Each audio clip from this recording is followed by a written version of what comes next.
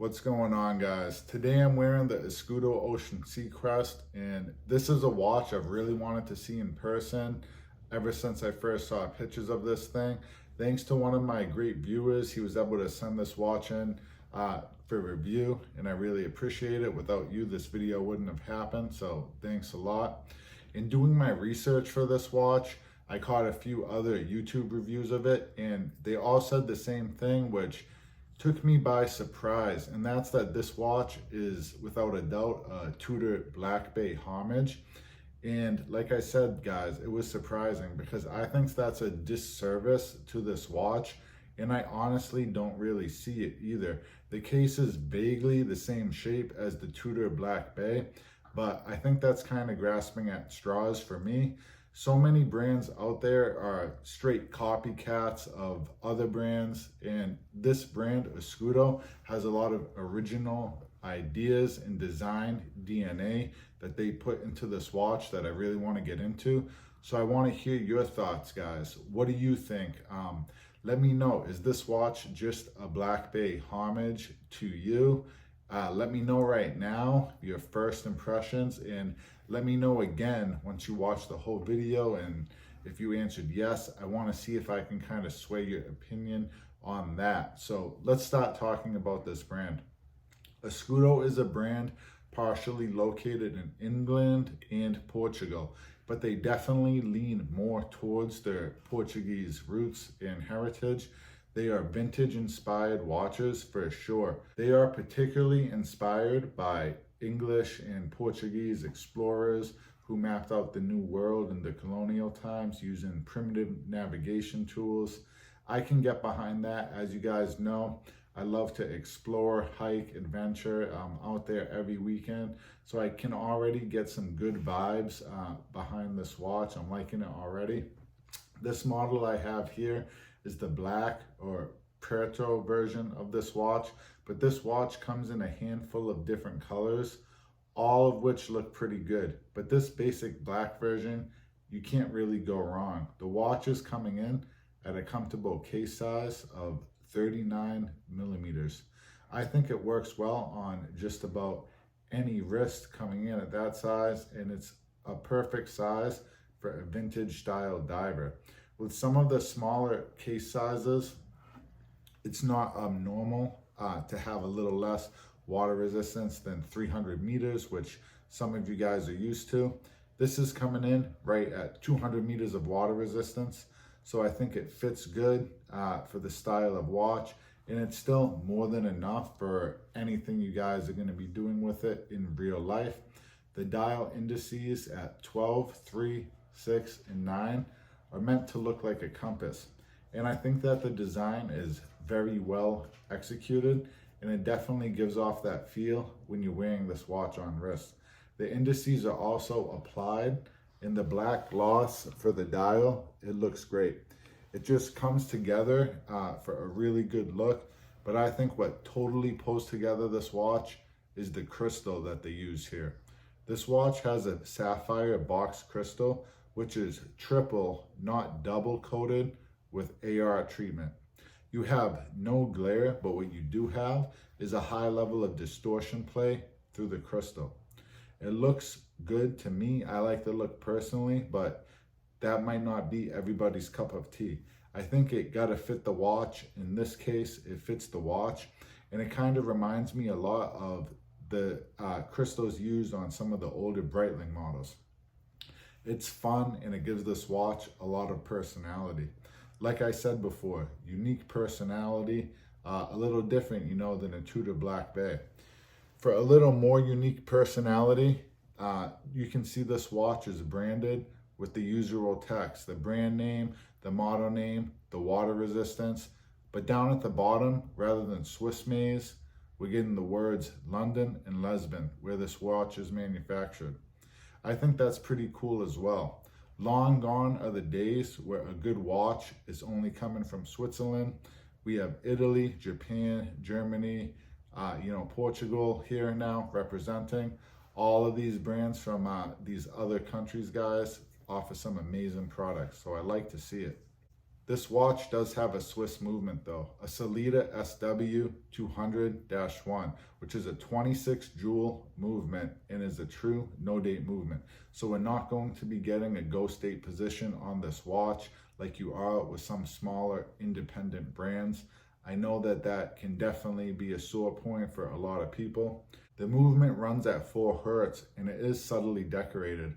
Although you're not going to be able to see that because this watch doesn't have a display case back. The case back is done really well though. On the case back, we have very definitively engraved logo here.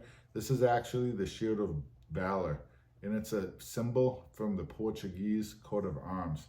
And it is actually the namesake for this watch, as the word Escudo means shield. Very cool look that fits the rest of the styling of this watch, and it's done at a nice level. In fact, everything about this watch is done at a high level. This watch is not what a lot of people would consider cheap. It's coming in at $1,502 US. But at that price, I would dare say that this watch punches above its price point in terms of finishing, feel, and looks. Guys, I've taken looks at $30 watches and I've taken looks at $30,000 watches. When it comes to a high level of detail and finishing, it's something you can usually see in person and it's something you can feel, but it's not always something that translates well across the camera, and sometimes it's hard to put on words. But this watch, the feel on wrist, the crystal, the distortion, the level of polishing, the case back, everything, the strap, it all comes down to provide a watch that's just a joy to wear, and I think definitely can hang up there with some of the more well-known Swiss brands, definitely at the $1,500 price point, but even a bit above as well. Currently, I have this watch on the Tropic rubber strap, and it's a great look. I can't really get myself to take it off this rubber. The rubber is super comfortable, and they actually sell these rubbers independently from the watch on the website for only $40. And I want to tell you guys right now that that's way too cheap for this strap. I think the level of comfort you're getting here, guys, it's really, really impressive. It's more comfortable than the Squale Tropic strap that I just reviewed a bit ago. And that was a great strap as well, handmade in Italy. This strap, if it fits the look and sizes of any other watches that you guys have, you might actually want to consider picking up one, because I think $40 for this strap is definitely a great price. But this watch does also come on a very thick and nice looking piece of leather. I just couldn't even bring myself to try it on because I love the look of the rubber so much, but just, you know, feeling the leather in hand, that looks really great as well, and I suppose that's very comfortable as well from everything I've heard, and just the looks of it, you can tell it's very high quality as well. My two favorite areas of this watch I haven't even talked about yet. One of them I bet you haven't seen on any other watches, because I certainly haven't. If we're looking at the crystal, guys, it's completely clean. We don't see anything out of the ordinary. However, if we expose the crystal to steam, either with your breath or like a shower or a sauna, you see a cool little Easter egg. You can see the cross from the shield of valor becomes visible. This is really cool because for us watch nerds, I'm sure that this took a good amount of time, energy, money, and effort to design. So I really appreciate they put this little Easter egg in there. They didn't have to do this. If they didn't do this, then they probably would have charged, you know, the same amount of money for this watch. It's just a cool little trick, which again, gives this watch its unique identity apart from just like a homage watch, guys. I hear it in every other review, but this watch is so neat and definitely has its own personal identity. My other favorite area of this watch is the bezel. It just looks great. It's more modern inspired, I think, than vintage inspired because of the little raised indexes. And I like this look. All these little circles have the numbers on them. It kind of reminds me of like a Panerai submersible. And then at the 12 o'clock, you can see it's actually a multicolored marker, and it's actually the colors of the Portuguese flag. Combining, you know, the case back, the box crystal, the compass inspired dial, the colors of the flag, the secret little Easter egg. Also on the front of the crown, you can see a little cross as well. It's a lot, guys. It all has a very similar theme, and it all kind of ties back directly into the visions this brand doesn't just have for this watch, but their whole entire company in general.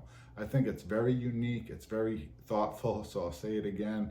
This watch is not just a Black Bay Homage.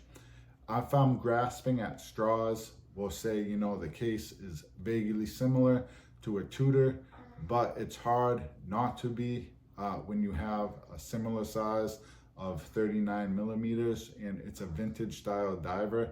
So the crown guards, as a vintage style diver should be, are non-existent. So every watch is probably kind of going to look a little bit similar if it's a vintage, you know, inspired diver.